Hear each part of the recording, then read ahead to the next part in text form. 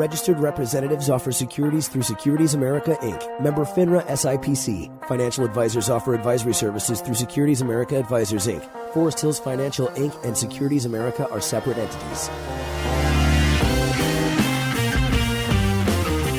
This is the Keeping Your Money Show with Jamie Westenbarger and Bart Steindler. Good morning. Welcome to Keep Your Money Show. I'm Jamie Westenbarger, joined as always by my esteemed colleague, Mr. Bart Steindler. Bart, how you doing this morning? I'm doing great, Jamie. It's another $1 million morning. It is indeed an odd morning because while maybe a lot of people don't know this, we usually broadcast from our own studio in our main office over off of the East Beltline, but because of computer difficulties, we have found ourselves back in the studio where it all began. Yeah, many years ago. Yep. What was that, 8 or 9 years ago? Yeah, so here we are downtown in the actual studio. Many thanks to our friends at Cumulus for allowing us to use the studio this weekend. But this is the Keeping Your Money Show, where we cut through all the bulls, the booyahs, the bells, whistles, honks, and horns to get you to the information that actually helps you move towards retirement. We've got a great show on deck today. We're going to talk about how to create a budget. That awful word that everyone is so opposed to, but many times we see it as the difference between actually making it to retirement or being successful in retirement or not. We're going to talk about a couple bills that are out there in the state that just make you scratch your head. One would actually authorize payroll deductions for purchasing lottery tickets. No, this is not from the Onion. This is an actual bill that is potentially out there. You know, but it's a real hardship for some people to have to go down to the nearest party store to have to buy a lottery ticket. Yeah, I guess if you call that hardship, then it for sure is. We're also going to talk about workers with company stock might have too much risk in their portfolio, something that we've talked about in the past before, but something that I think in light of our current volatility definitely needs to be addressed again. So all that and more right here on the Keeping Your Money Show. So tune in all for the whole hour. If you miss any part of the show, you can always find us on the web. Just go to keepingyourmoney.com. You can also find us on Facebook or Twitter. Just search there for Keeping Your Money. And of course, you can go to our podcast partners, iTunes, Google Play Music, SoundCloud, YouTube, and Stitcher, and search for the Keeping Your Money Show. Sounds like if anybody really wants to find us, there's a lot of avenues out there. In all likelihood, you should be able to locate us when you're looking. Yes. Probably the easiest one, though, is to just call us on that 800 number on the phone. Very true. And leave us a message, and we always get back to you. That phone is answered 24 hours a day, and a lot of times people call there because they have a comment about something we said on the show, or they are seeking some advice, first opinion, second opinion, and that's a great way to get a hold of us, and we can call you back. Yep, and that number is 888-98-MONEY. That's 888-986-6639. So let's talk about this word that I swear sometimes when I say the word, I actually see people's skin crawl. I see them get uncomfortable. Maybe they get a little cold sweat going because for whatever reason, we all hate the word budget. You know, it's this ominous term where we picture our parents or our grandparents, you know, sitting down and scribbling out how much they're going to spend on groceries, or maybe you grew up in a household with envelopes with cash in it, and when the cash was gone, there's no more left for whatever was written on that envelope. Mm-hmm. And we see, and Bart, you can tell me if you see this as well, but I mean, a lot of the people I talk to, no one seems to operate on a budget anymore. They seem to just kind of work under this, well, there's money in the checking account, so I guess we can do that. Yeah, and it's an interesting thing. It's really a very, very valuable tool. And if you talk to anybody who owns a successful business, most likely they have somebody in their company that keeps an eye on the money. Sure. And part of keeping the eye on the money is to have a budget, so that when you get together and your business says, hey, we have this great idea, or we want to expand into this area, or maybe it's a restaurant, they're thinking of opening a second restaurant, you know, You have to look at how much cash are you generating and what are the expenses going to be, and if you're going to need outside financing to make those things happen. You just can't make those decisions without a budget. And the same is true with your family, okay? So you're going along in your day-to-day lives, and some really good friends call you up and say, hey, we got this great vacation we're taking, and we thought it would be great if you guys went with us because we have so much fun with you. And your first reaction is, God, that sounds like a great time. Let's do it, But you got to know how you're going to pay for it and where's the money going to come from. And if you have a budget, there is a part of the budget that is for having fun and doing fun things. And if the money is there in that part of the budget, or you can squeeze it out of another part of a budget, then you can go ahead and take that vacation. And a budget allows you to designate some of your money to have fun things. It allows you to designate some of your money to take care of your necessary expenses. And it allows you some of your money to save for retirement, which is very, very important because you're not going to work your whole life.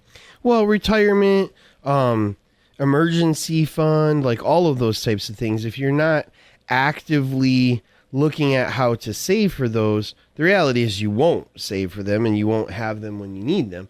And I think the first step, and this is probably something we see a lot, if I ask you what your income is, most of you will probably be able to tell me what your salary is, or maybe you've got a general idea of, how much your gross is every week or every other week or whatever. But very often, people have a little harder time coming up with what is your net after taxes, after money goes to pay for your health insurance and Social Security and Medicare and 401k contributions. What do you actually have left over? What is your net income? Because that can be a substantially different number than your gross income. If you and your spouse both make $100,000 a year and you plan your budget on $200,000 of income, you're going to be in big trouble because you are not bringing home $200,000 of income. That's right. And for people who work for themselves and aren't necessarily taking taxes out of every paycheck, they realize that when they come to the end of the year and realize that they haven't set enough aside for taxes. Here again, it's a budgeting issue. Another thing that's really important is to track your progress on your budget. So once you get this budget set up, if you find that you always have plenty of cash, maybe it's not as necessary that you check how that budget is going quite as often. If everything seems to get filled up, if the retirement account gets filled up and everything, and there's always money left over, your budget's probably working pretty good. And in that case, maybe you want to take a really close look at it every 6 months.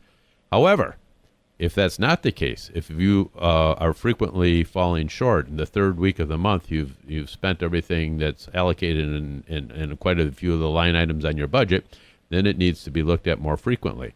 And you have to figure out, use the knowledge that you have from looking at your budget and how you're spending your money and figure out how you're going to solve that.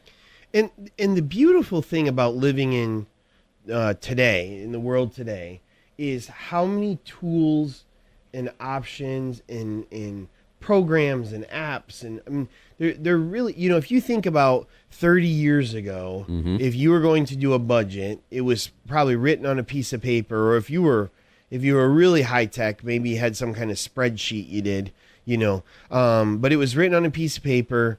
You balanced your checkbook every month when you got your bank statement to make sure they matched up with one another. I mean, today, there are numerous apps out there that you can have on your phone. There's computer programs you can have on your computer that many times track a lot of stuff all on their own, will categorize it where it needs to go, have all of these features to tell you, like, I use one, and and it'll email me like, hey, did you know that you have really unusual spending in gas and fuel category this month? Well, I went on vacation, that's why, or whatever. So, but it causes you to be kind of more strict with it, and the key is automating things. When you can automate that, then you're more likely to stick to it. If you automate your savings, where it just automatically is going into your 401k at work, your emergency savings at home, all of those types of things, you're more likely for that money to go there, because if you have to systematically yourself move money from your quote unquote spendable money to non-spendable money, you're much less likely to do that. Right. Automation is really a key, and it's also a huge time saver. You can connect your credit card accounts and your banking accounts with some of these programs, and then it categorizes it, puts it in the right category. So doing the budget does not have to be labor intensive. Yeah, absolutely. And we're all about being fans of kind of making things easy, and there's no reason that this has to be an ominous thing. But the reason this is so important, especially, and I know some of you that are listening that are in your 50s are probably thinking, we're good, we're putting the money away. But I'll tell you, when you're in your 50s, that's when it sometimes is most important, because you'll come into our office and you'll say, we want to retire at 63. And I'll say, okay, sounds good. Let's do the numbers and see. What is your current monthly budget right now? Don't know. Well, there's no way for me to know if you can retire if I don't know how much money you need, you know?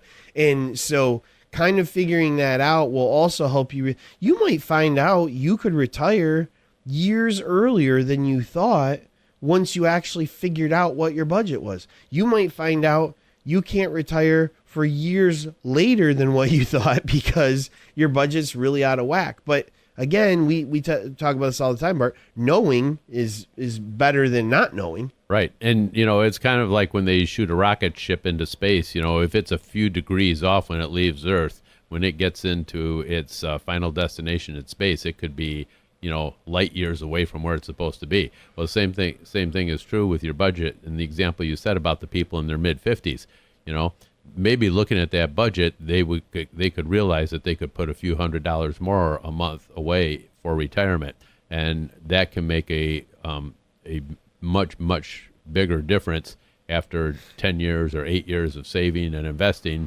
and giving them the knowledge of, yes, when I retire, this is how much money I'll be able to spend, and can I live on that or not? So then you can make a wiser, more informed decision. Yep, absolutely. All right, coming up, we're going to talk about a couple bills pending in the state of Michigan and Lansing that, are just ridiculous. One actually would allow you to pay for lottery tickets through payroll deduction. All that and more right here on the Keeping Your Money Show.